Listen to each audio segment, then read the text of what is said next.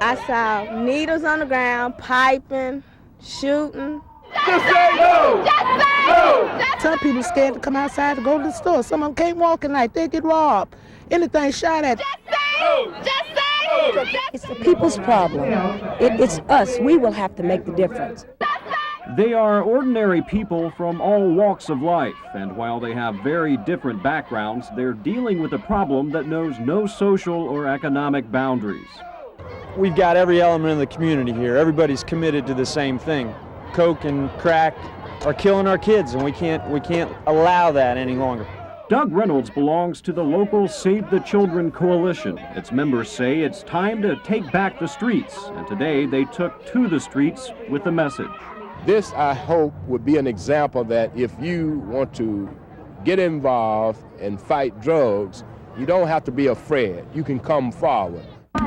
As you sit here in the middle of this crowd listening to slogans like, "Let's take back our streets," you're caught up in all the emotion. But it's easy to take a stance and not be afraid when it's a sunny day and you're in the middle of Hadley Park surrounded by people who share the same feelings. But here in Nashville's public housing developments, it's an altogether different story. The people here are constantly faced with the drugs and the violence, and many of them are afraid to take that stance out of fear for their own lives.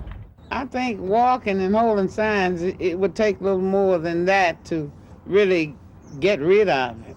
Jessie Scott should know. She's lived in public housing for 28 years, and she's raised 5 children here. A person on drugs, you don't ever know which way their mind is going or what they might do. So therefore, if you're not in with them, you should avoid them, I think.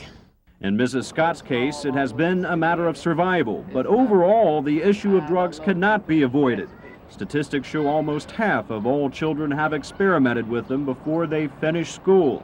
That's all children, not just the ones who live in public housing. Brad Woodard, News Channel 5.